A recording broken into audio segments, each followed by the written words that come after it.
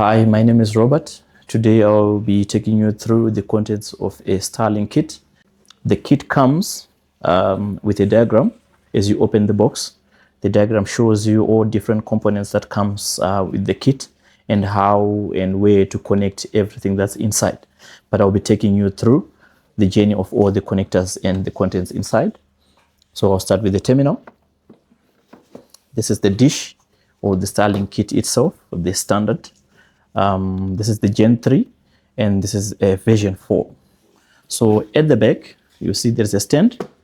This is the stand where what we use for it to sit on the roof at an angle that is needed when you are installing it. It comes with 2 screws and you can also put other additional ones if you want to. And then your cable gets at the back.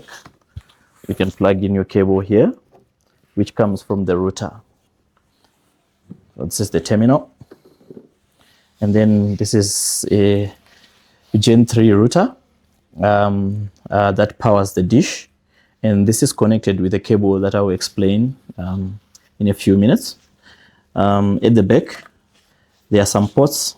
So this is the port where you can plug in your cable RJ45 from the dish into the router, and then your power cable from the power supply.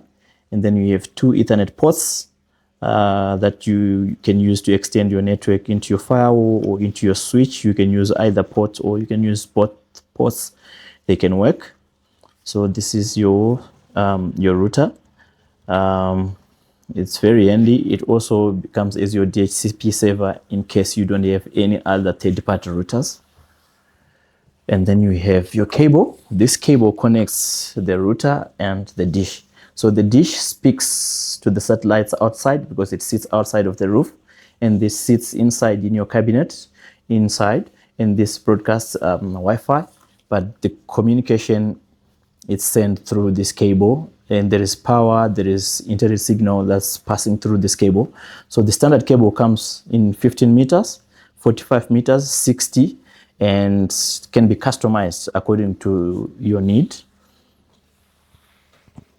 And then you have your power supply. This is the power supply that you plug into the wall, and this powers the router, and the router powers the dish. Then you have your cable. This is the power cable that powers the power supply.